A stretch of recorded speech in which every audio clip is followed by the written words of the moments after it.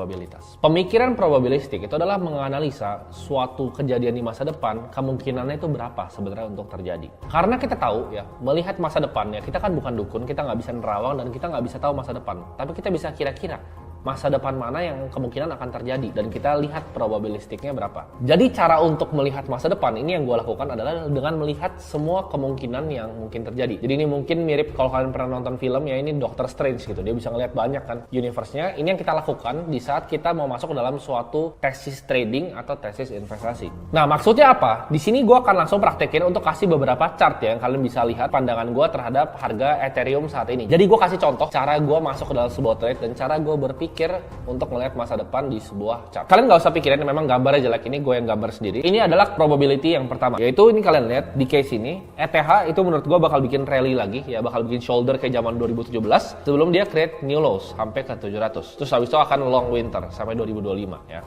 Itu adalah yang pertama. Dan kedua kalian lihat di sini sama ya, ini semua daily candle ya. ETH itu bakal cool off ya kan, cool off bakal turun, baru nanti terbang pelan-pelan habis halving. Yang ketiga ada black swan, misalnya Binance tiba-tiba meledak kan, Binance meledak, terus ada banyak digital currency group hancur ya kan, Grayscale Trust-nya hancur, tiba-tiba dia ada fake pump terus crash, hancur semua, bubar Ethereum ya kan.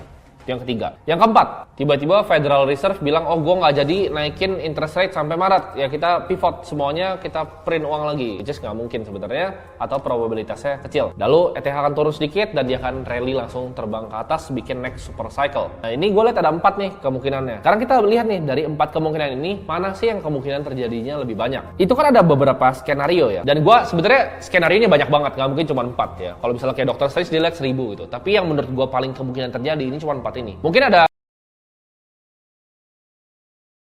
skenario kayak dia sideways terus-terusan gitu dan nggak pernah berhenti, tapi menurut gue itu nggak akan terjadi dan ngapain dibahas juga. Jadi dari 4 skenario yang gue baru sebut, probabilistic thinking yang bisa dilakuin tuh apa? Ini gue akan kasih gambaran sederhana ya. Menurut gue, case yang pertama dia bikin shoulder lagi kayak 2017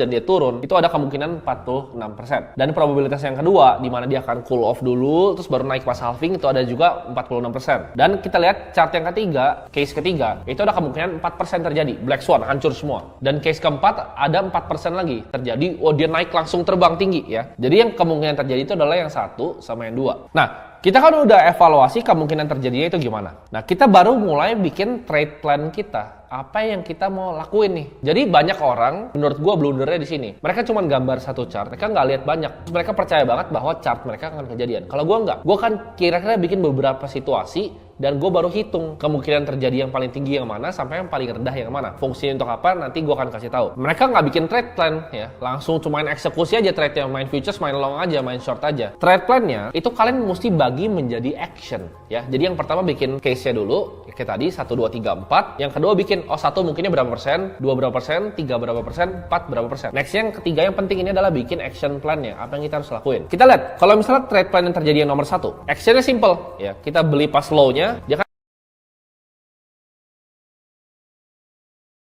bakal bikin low lagi, naik bikin shoulder. Kita sell di shoulder ya sebelum turun, selesai. Gampang ya.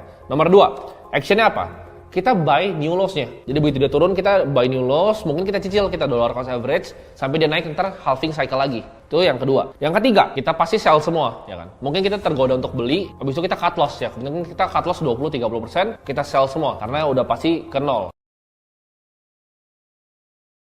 Kalau case yang ketiga, 4% itu kita mungkin rugi duit. Dan yang keempat, kan dia naik, tapi unlikely ya. Dia naik langsung gitu, tinggal kita buy. Mau buy dimanapun, mau ngejar ke atas, terserah, karena dia akan bikin all time high lagi. Nah, jadi dari 4 itu, kita breakdown actionnya satu persatu. Chart yang pertama itu adalah actionnya adalah kita buy, ya kan? Kita cari new low, kita buy, kita jual di shoulder. Yang kedua, kita buy juga, karena dia akan turun dulu dan dia naik lagi. Jadi 1 buy, 2 buy. 3, kita jualan, kita cut loss. Keempat, kita buy. Jadi dari 4 ini aja, ya, 46%, 46%, 4%. Jadi 96% itu lebih baik kalau kita buy Ethereum. Jadi kemungkinan kita ruginya atau kita jual di cut loss itu menurut gue cuma 4%. 96% itu adalah kemungkinan kita untung dengan melakukan action buy di Ethereum. Jadi kalau misalnya kita lihat pakai harganya ya, skenario 1 gue akan breakdown gini. 46% kemungkinan kalau kita beli di 700 ya kan. Dia turun ke 700 dan kita jual di shoulder di 2000. Itu udah cuan. Skenario 2, 46% kemungkinan kita beli di 700 kita average itu 700, 800, 850, 1000, 1200 sampai dia naik ke 4000 lagi super cycle next-nya. Skenario yang ketiga ya. 4% kemungkinan kita jual semua barang kita di 500. Kita lihat oh buynya hancur, kita jual semua di 500 ya. Jadi kita beli di 700, jual di 500, kita cut loss ya. Sekitar 20-30%. Nah, skenario yang keempat, kita beli di harga berapapun. Mau 1100, 1200, 1300, hajar aja terus sampai dia naik ke berapapun itu. Jadi dari skenario ini lebih baik kita sebenarnya membeli ya di harga 700. Karena opsinya adalah 96% kita akan dapat untung gitu. Pertanyaan kalian mungkin gimana caranya gue bisa dapat gambaran skenario tersebut? Kita tahu bahwa memang data historis itu nggak membuktikan kita bisa lihat masa depan, tapi Mark Twain pernah bilang history itu pasti bisa rhyme ya. Jadi kita bisa lihat patternnya dalam historical pattern. Caranya gimana untuk bisa melihat skenario itu? Adalah dengan pengalaman, dengan kalian sering ngeliatin market. Jadi kalian mungkin udah sering analisa dari siklus 2017, 2020, 2024 nanti ya. Jadi kalian pahami dan kalian lihat siklusnya secara detail. Dengan sering ngeliatin market, gue percaya bahwa kalian pasti akan jadi lebih jago dalam mantau market, dalam melihat apa yang sedang terjadi di market. Kalau kalian habis dengerin ini suka bingung, kenapa jarang untung di kripto? Karena kalian masuk ke kripto nggak dalam pemikiran ini. Jadi nggak probabilistis pikirnya. Cuma mikir, oke, gue beli ini, gue jual ini, gue beli ini, gue jual ini. Nggak, jangan. Tapi kalian lihat kayak tadi ya. Jadi kalau mungkin gue rangkum semuanya, pertama kalian bikin case-nya dulu. Bikin 4, bikin 5, bikin 6, terserah kalian. Lalu kalian bikin tuh presentasinya, kemungkinan terjadi berapa, habis itu cari action plan-nya. Apakah ini buy, apakah ini sell, apakah ini buy, apakah ini beli long di futures, apakah ini beli short di futures. Nah, cari yang paling banyak tuh. Kalau misalnya lebih dari 70% itu action-nya buy, ya beli gitu.